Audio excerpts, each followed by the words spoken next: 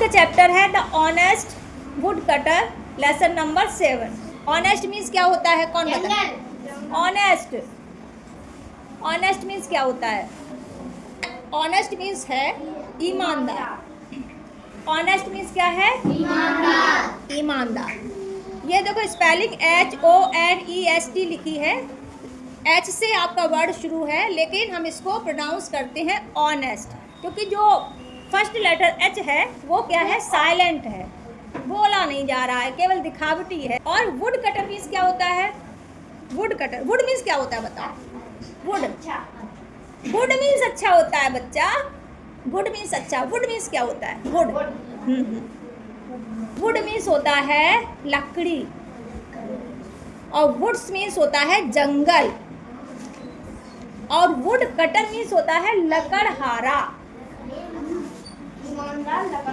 अरे वाह, very good. तो इस चैप्टर का हिंदी में नाम क्या होगा? ईमानदार लकड़हारा। ईमानदार लकड़हारा। इस चैप्टर में एक बहुत ही इंटरेस्टिंग और फुल ऑफ लेसन, शिक्षाप्रद, सबक से भरी हुई एक कहानी है जिसका नाम है द ऑनेस्ट वुड कटर। तो कहानी शुरू करें। Once there was a wood cutter, एक बार एक लकड़हारा था। Who lived in a village, जो रहता था अ विलेज में। विलेज मीन्स गांव में।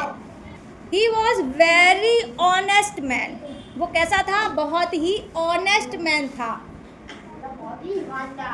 हाँ, वेरी गुड, बहुत ही ईमानदार आदमी था।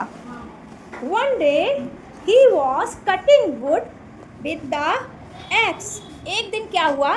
He was cutting, वो काट रहा था क्या? वुड, लकड़ी, किससे? एक्स के साथ। एक्स मीन्स कुल्हाड़ी।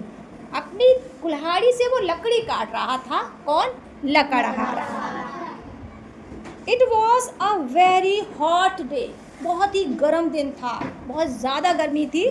He felt thirsty, गर्मी थी इसलिए उसको प्यास लगी। थर्स्ट मीन्स होता है प्यास, और थर्स्टी मीन्स प्यासा हो गया वो। And went to the river to drink water, जब वो प्यासा था तो प्यासा तो पानी के पास जाएगा, तो वो कहाँ गया? रिवर के पास गया। रिवर मीन्स नदी। रिवर मीन्स नदी। हाँ जी, नदी के पास गया। His axe slipped accidentally from his hand and fell into the river, तभी क्या हुआ? अचानक से उसकी कुल्हाड़ी उसके हाथ से स्लिप होकर फिसल कर नदी में गिर गई। वेरी गुड, नदी में गिर गई। वुड कटर स्टार्टेड क्राइंग, जैसे ही उसकी एक्स, उसकी कुल्हाड़ी नदी में गिरी, ही स्टार्टेड क्राइंग, उसने रोना शुरू कर दिया। उसने रोना शुरू कर दिया। The river goddess heard his cry and felt pity on him, उसका रोना किसने सुना? River goddess. रिवर मीन्स नदी, गॉडेस मीन्स देवी। नदी की देवी ने उसका रोना सुना। क्राई, क्राई मीन्स रोना सुना, और उनको उस पर दया आ गई। फेल्ट पिटी, पिटी मीन्स होता है दया, और उसके रोने को सुनकर उनको दया आ गई। किसको दया आ गई? हाँ, नदी की देवी को। Very good. She came out of the water, वो पानी से बाहर आई। कौन आई? देवी। हाँ, नदी की देवी, गॉडेस। अब ये पूरा जो चैप्टर है वो डायलॉग में है, दोनों में बातचीत होती है। दोनों में कौन से दो हैं? देवी और लकड़हारा। हाँ जी, देवी और लकड़हारा के बीच बातचीत होती है। Goddess, why are you crying? तुम चिल्ला क्यों रहे हो? तुम रो क्यों रहे हो? तो क्राई मीन्स चिल्लाना भी होता है, और क्राई मीन्स रोना भी होता है। तो गॉडेस यानी देवी बोलती हैं, वाई आर यू क्राइंग, तुम रो क्यों रहे हो? वुड कटर, तो वुड कटर यानी लकड़हारा जवाब देता है, my axe has fallen into the river, मेरी एक्स, मेरी कुल्हाड़ी नदी में गिर गई। What will I do now, अब मैं क्या करूँगा? How will I earn for my family, मैं अपनी फैमिली के लिए, अपने परिवार के लिए कैसे कमाऊँगा? क्योंकि एकमात्र मेरा जो सहारा थी वो ये कुल्हाड़ी थी, इससे मैं लकड़ी काटता था और लकड़ी काट के मार्केट में बेचता था। उससे जो पैसे अर्न होते थे, मैं कमाता था, उससे मैं अपने परिवार का भरण पोषण करता था। अब वो कुल्हाड़ी ही पानी में गिर गई तो अब मैं क्या करूँगा, इसीलिए मैं रो रहा हूँ।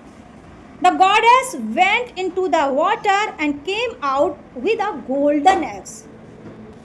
देवी पानी के अंदर गई और बाहर आई with a golden axe के साथ। golden means हाँ, सोने की कुल्हाड़ी के साथ बाहर आई।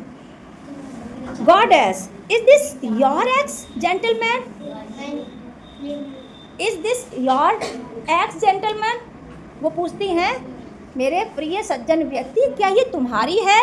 Would cutter, no no, this is a golden axe, but my axe was made of iron. अरे नहीं नहीं, ये तो सोने की है, मेरी तो कुल्हाड़ी लोहे की।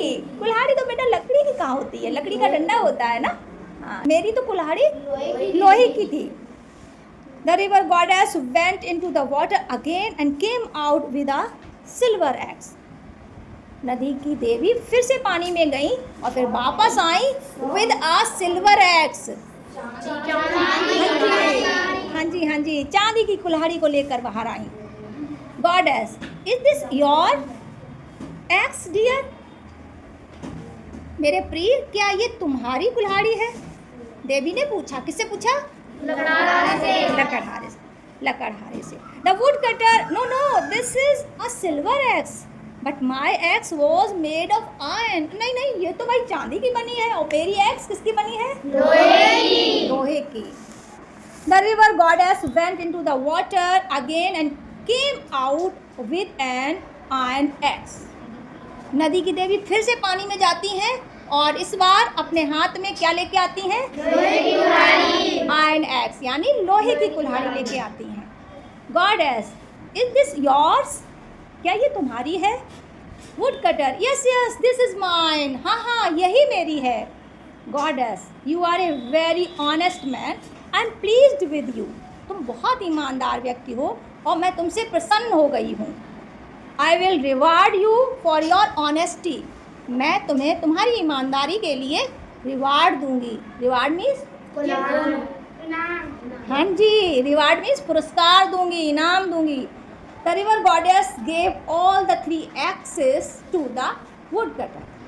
नदी की देवी ने तीनों कुल्हाड़ियाँ, सोने की, चांदी की और लोहे की, तीनों कुल्हाड़ियाँ वुडकटर को इनाम के रूप में दे दी।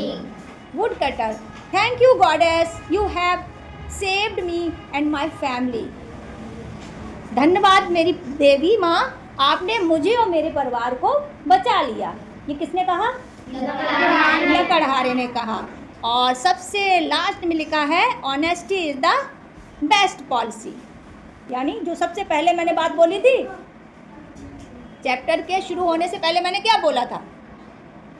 जब आप ऑनेस्ट की मीनिंग नहीं बता पा रहे थे, तब मैंने कहा था कि ये आपको पता है, honesty is the best policy means होता है ईमानदारी सबसे अच्छी नीति है और हमें कैसा बनना चाहिए? ईमानदार। इस पूरे चैप्टर से हमें क्या सीख मिलती है? We should be honest. हमें ईमानदार बनना चाहिए, किसी की चीज़ बिना पूछे नहीं टच करनी चाहिए। अपने कर्म के प्रति भी ईमानदार बनना चाहिए। जो हमें कर्म, जो ड्यूटीज़ हमें दी गई हैं, उनको ईमानदारी से निभाना चाहिए। जैसे आपका कर्म क्या है इस समय? बच्चों का क्या होता है? मेरा काम क्या है? आपको पढ़ाना। तो हमें ईमानदारी से पढ़ाना है, सारे टीचर्स को पढ़ाना है, आपको उसी ईमानदारी से पढ़ना है। ठीक है? और इस लाइन को बहुत अच्छे से सारे बच्चे याद कर लेंगे। कौन सी line? The honesty is the best policy. बोलो मेरे साथ, the honesty is the best policy. The honesty is the best policy. The honesty is the best policy. The honesty is the best policy. The honesty is the best policy.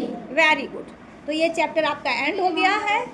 अब हम इसकी exercises करेंगे, वो कल करेंगे। लेकिन before that आपको इस चैप्टर को अच्छे से रीड करना, फ्लुएंट रीडिंग करना सीखना है। हर बच्चे को ऐसे रीडिंग करना सीखना है कि एक भी वर्ड पर, एक भी शब्द पर आप रुके ना, है ना।